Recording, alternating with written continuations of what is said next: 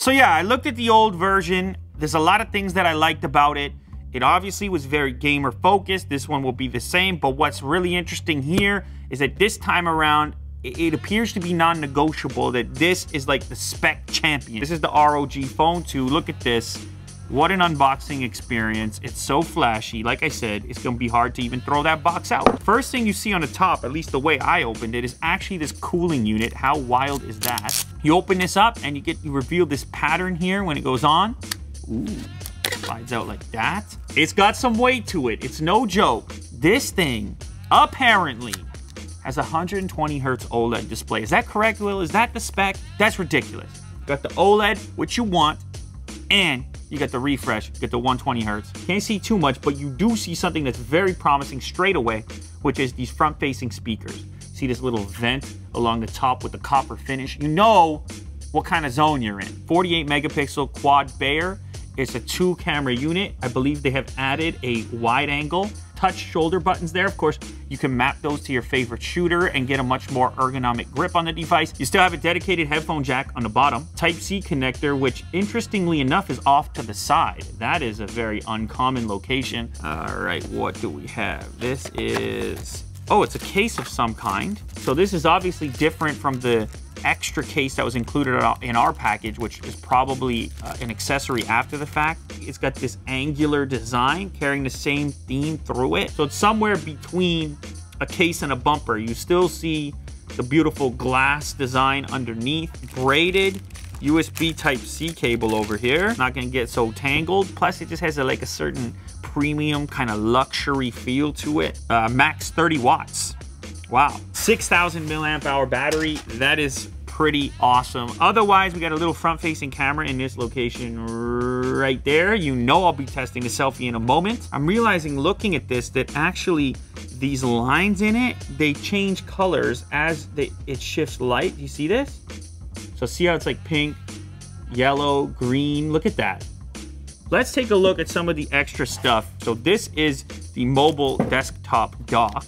This is gonna be, I guess, the home, the hub for your device. It's got a dock. Oh, that's what that rubber thing was covering. So that will pop in like that, and that's what your dock look is going to be. So this could be on your desk. This thing has more ports than my actual laptop at the moment. That's an SD card slot, a USB source pass-through of some kind. There's a display port, Thunderbolt 3 by the looks of it. 4 USB-A ports. You have an Ethernet jack, another display port, an HDMI port, an audio out port, and a microphone in port. I think they really intend for you to have this thing docked, keyboard, mouse, and then a monitor display here. And just like, why even have a computer? So yeah, I mean, you put a keyboard and mouse on some PUBG, I don't know how good you are. Are you substantially better? But take gaming out of it, just productivity. This is cool on its own. This has an active cooling fan in it. Crazy what they're thinking about over here.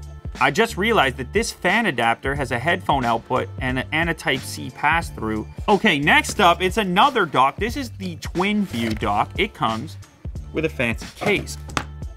Oh, wait a second. I remember this thing. That's a display up there. It's another display.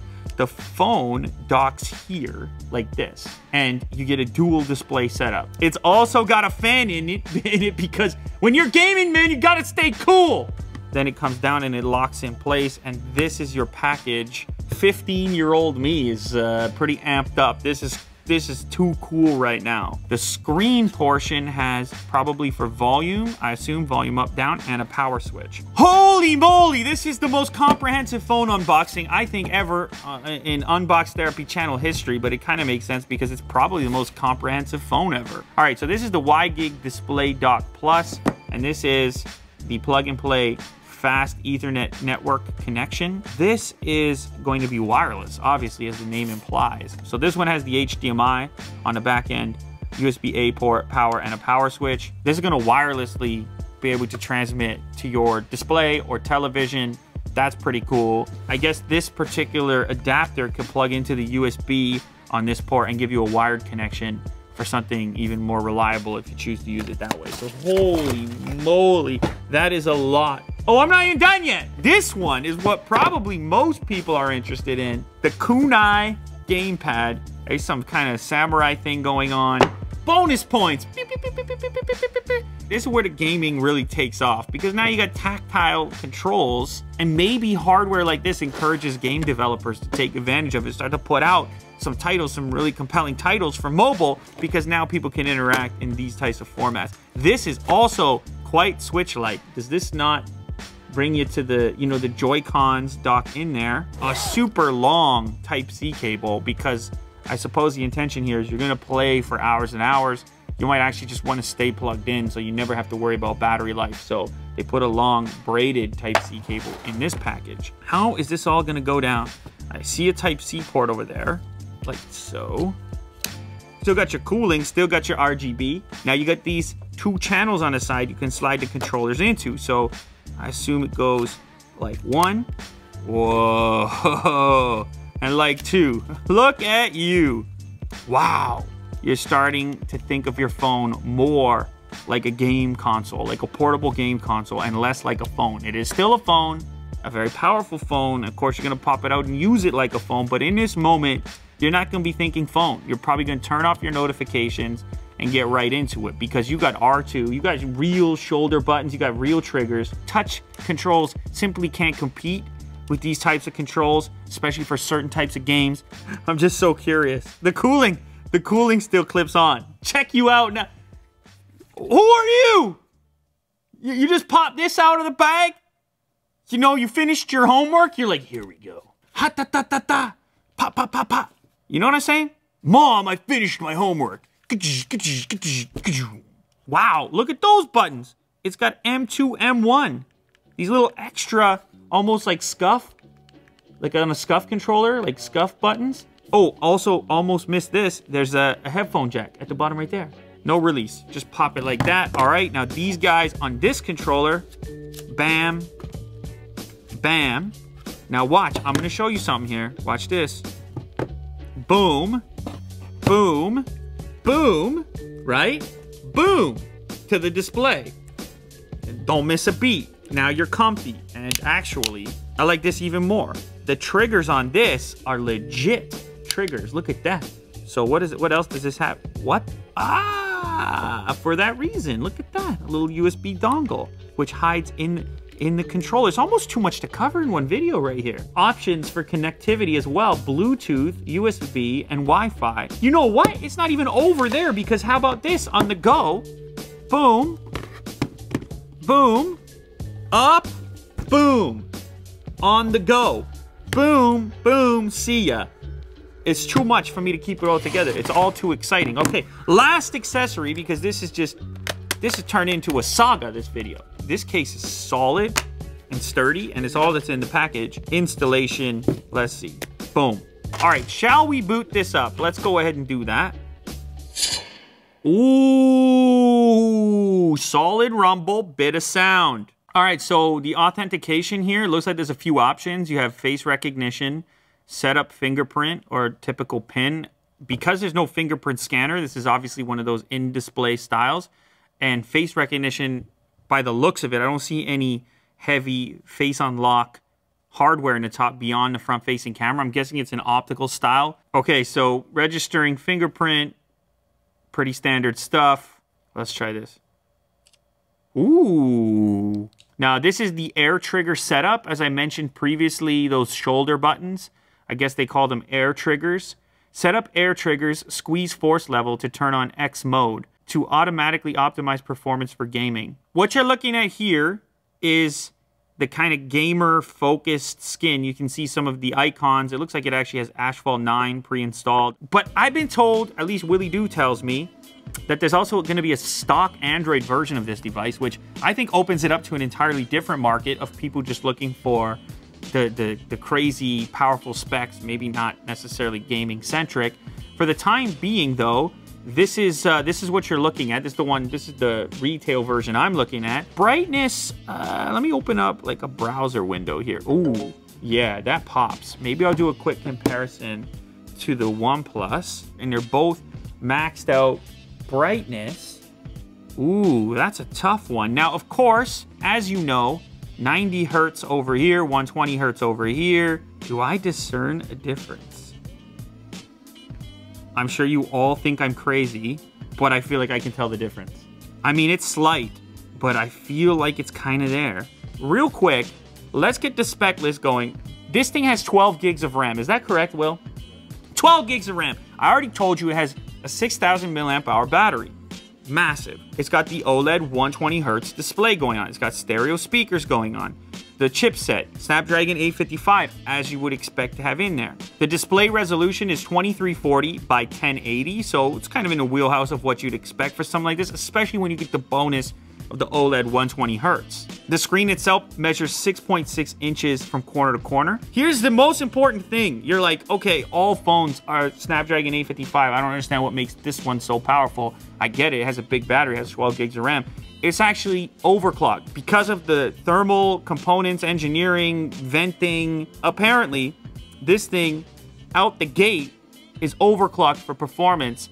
They're able to run the chip a little harder than you're seeing in a typical smartphone. Willie Doo's giving me the specifics. He says the overclock is to 2.96 gigahertz on a phone. You know, I was born in 1985. Almost 3 gigahertz overclock on a phone? What are we doing, guys? Let me boot up a little YouTube right quick. So we will launch into a recent Lou Later episode here. Okay, not super loud yet. Let me... Video presentation, Elon Musk, affiliated company. It has an outdoor mode. It has a smart volume mode. It has audio wizard, feel the difference, play music and create your own audio effect with a customized equalizer. You can actually customize the audio performance as well. And there's a vibration intensity setting for touch vibration. And I'm telling you, the vibration motor on here is, it's kind of bananas. Based on the presentation I watched, then I would have imagined. It's loud. I've got a OnePlus 7 Pro, so let's go ahead and I'll just boot up the exact same video because I'm curious why that sounded fresh. And not just hype, but also interest from the necessary parties. But I should also say... This sounds like I'm underwater, like it's muffled comparatively, and that's weird because I've heard other phones in the presence of the 7 Pro that sounded muffled compared to it. Again, I think this is a consequence of the legit front-firing speakers. This demonstration, people can take the top one. Granted, the wow factor when you have the bezel-less phone is big, and people do other things on their phones besides watch videos, so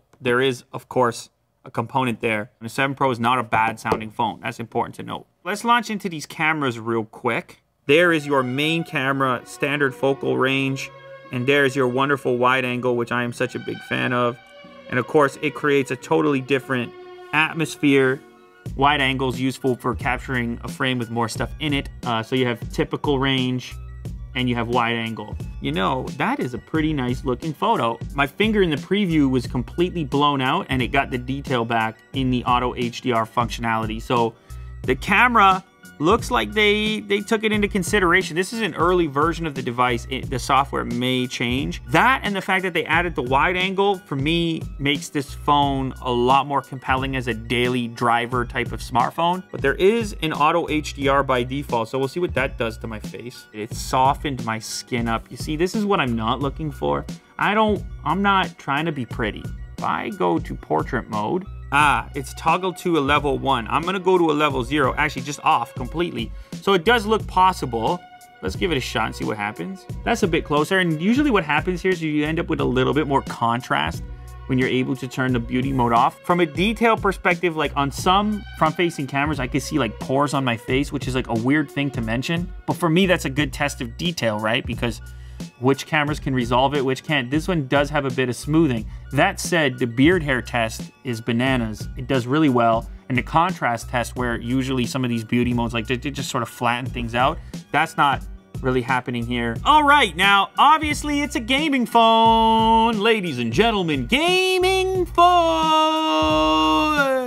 There's some gaming-centric stuff going on in here. Look at this. This pulls in from the left-hand side. It allows you to lock the brightness, turn off alerts, turn off your phone calls, manage your settings for air triggers, speed up the device. Look at this. What are we doing? We're optimizing. It's incredible. 1.4 gigs of memory released. You can record your screen. You can go live from here. Data only mode. Plus you got the FPS. You got the clock speed of the CPU. You have your temperature, 25 degrees Celsius, and X mode available. I can link for live streaming, my YouTube account, Twitch account.